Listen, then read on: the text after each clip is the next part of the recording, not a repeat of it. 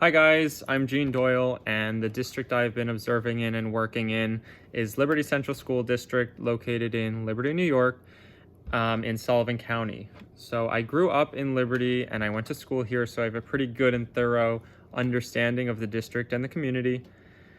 Liberty is a small town located in the Hudson Valley in the Catskill Mountains, and it's west of the Poughkeepsie-Newburgh area. So I figured I'd start with the district's mission statement, which is to inspire all students to pursue their dreams and to contribute to and thrive in a diverse community.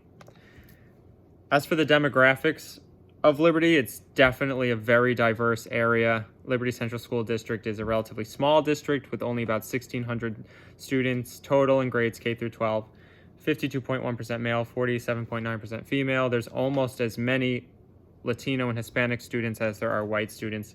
46.4% white, 40.6% Hispanic or Latino, 7.5% Black or African American, 4.2% multiracial, 1.3% Asian or Native Hawaiian or other Pacific Islander, 9% English language learners, and 64%, which is a pretty big number, economically disadvantaged, and there are 12% of students that have some sort of disability.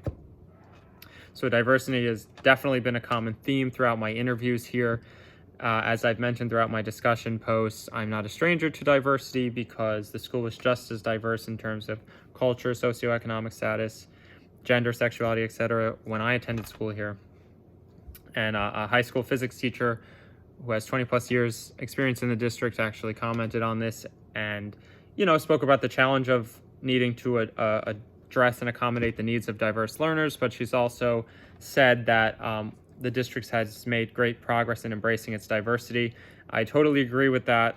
From the time I attended school here, it's definitely changed for the better in terms of students of every different background getting along with each other, not judging each other basically based on their diverse circumstances.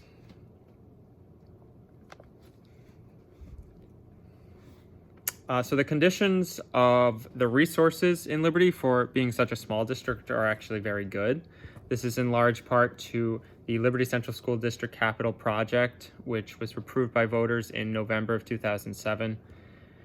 And it involved various renovations at the elementary school and the high school, and it cost over $60 million, so it was a very big project. Elementary school renovations included 8 new classrooms, a cafeteria, a kitchen, an expanded playground, a facade preservation, renovated offices and bathrooms, and the replacement of windows and roofing.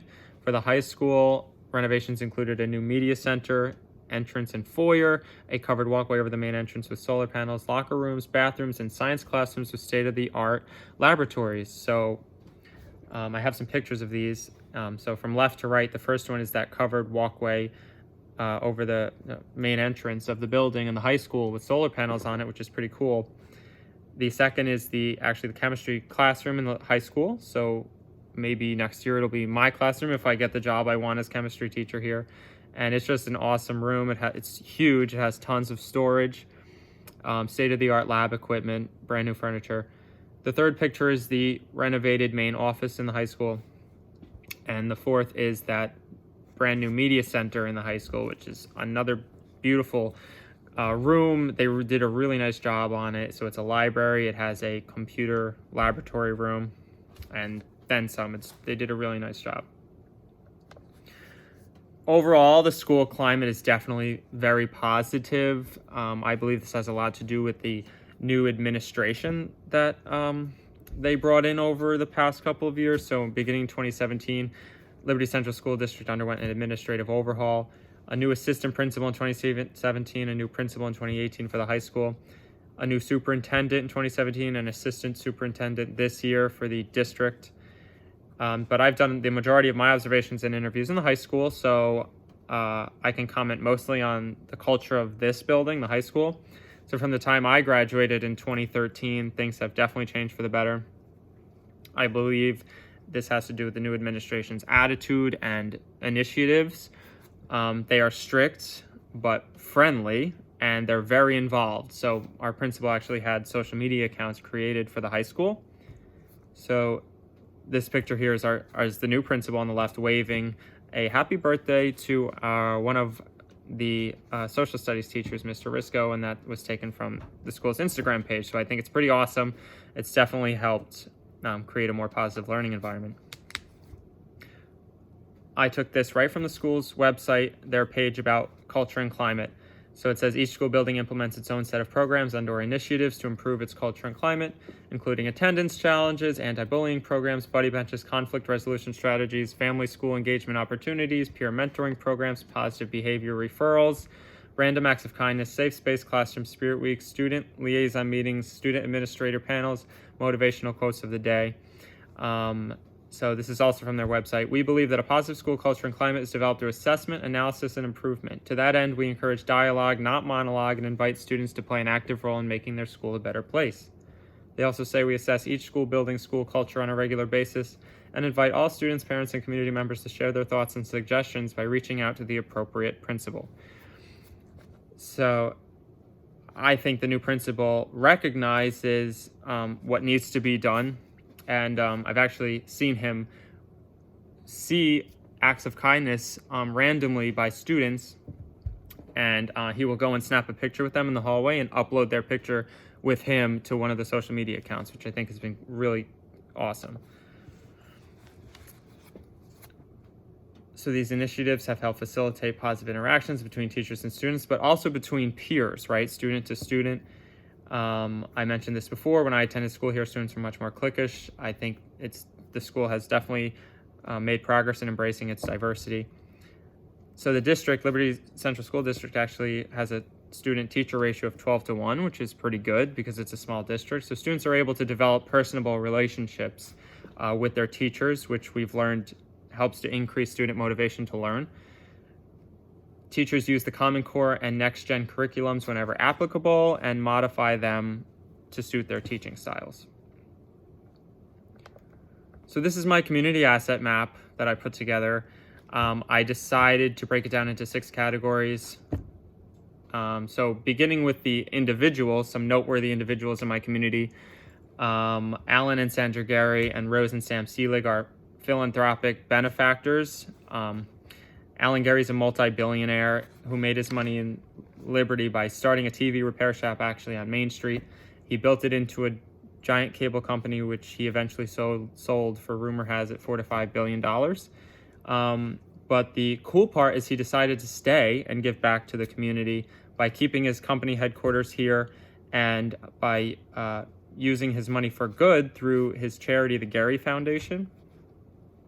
My first couple of jobs were actually in his company because my best friend's mom is his head of human resources, so that actually worked out for me. But that's besides the point. He founded Bethelwood Center for the Arts, which I'm sure many of you have heard of, and I'll go into a little more detail about in a second. He paid to redo the emergency department of our local hospital, the Catskill Regional Medical Center, so that wing is now named after him.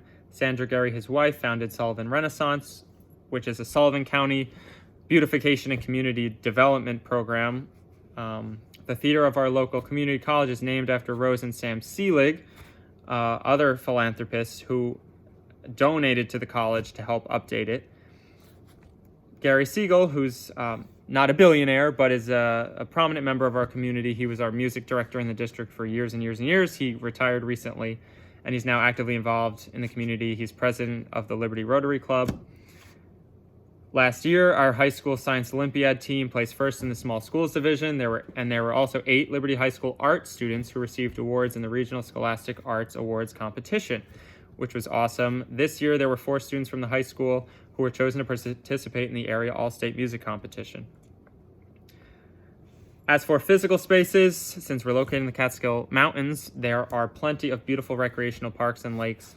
Hannafy Park, Walnut Mountain Park, Swan Lake, Liberty Rail Trail is actually a walking biking path that goes along an old railroad track that used to run through the town, which is really beautiful.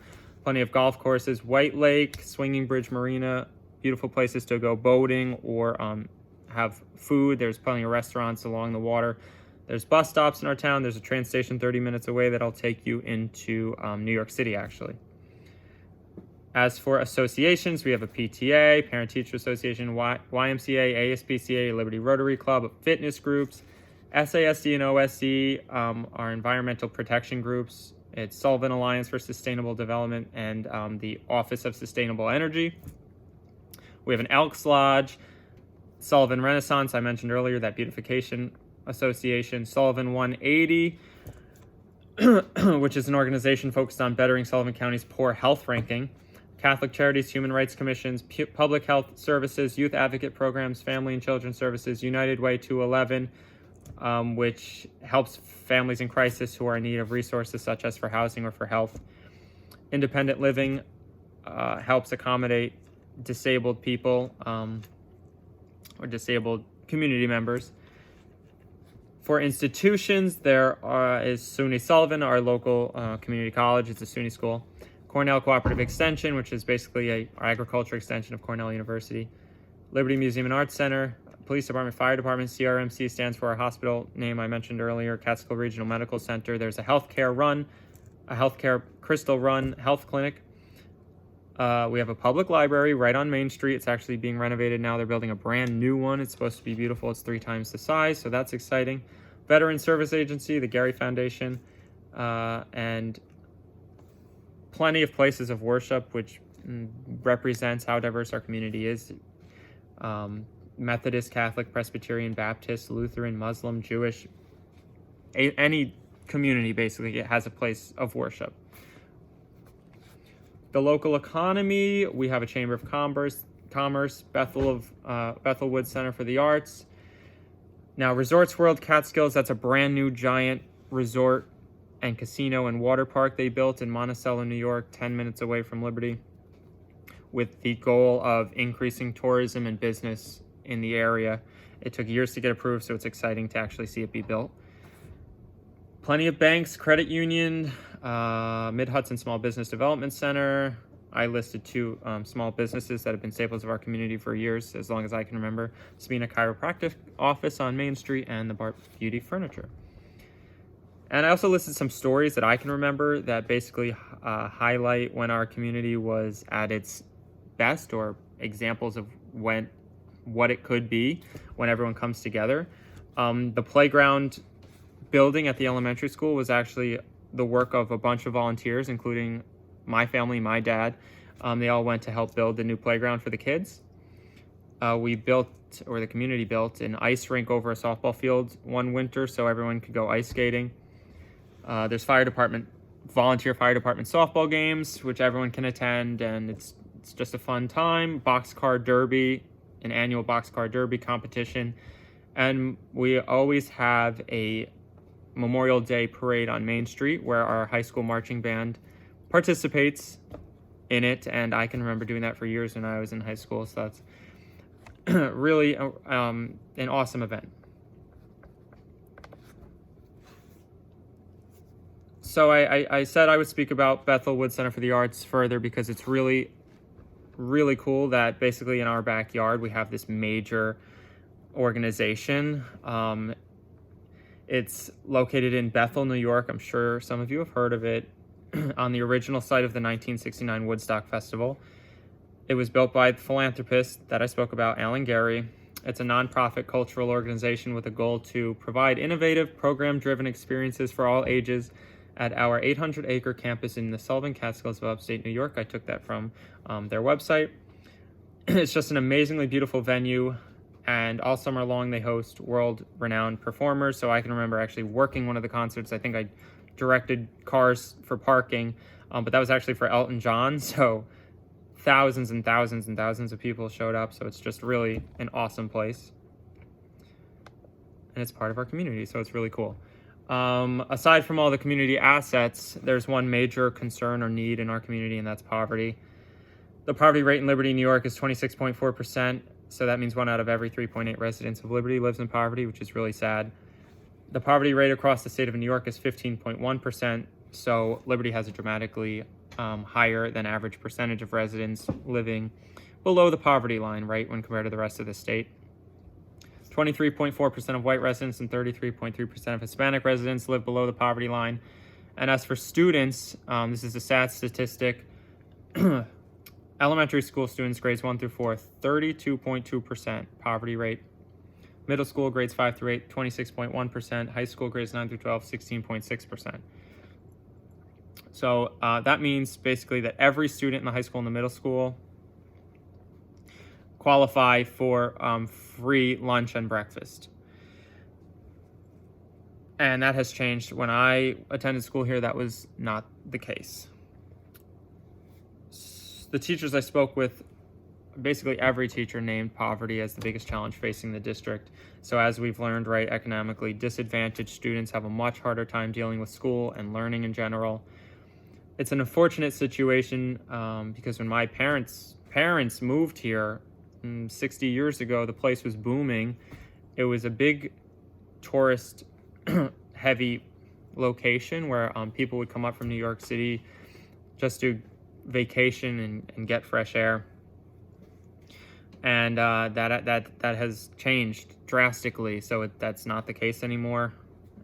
So hopefully the new community assets, like the new casino, resort, and water park that I spoke about, multi-million-dollar projects, will achieve their goals of bringing tourists and business basically back into the area and back into Sullivan County. So that's all I have for you guys. Thanks for watching, and thanks for a great semester.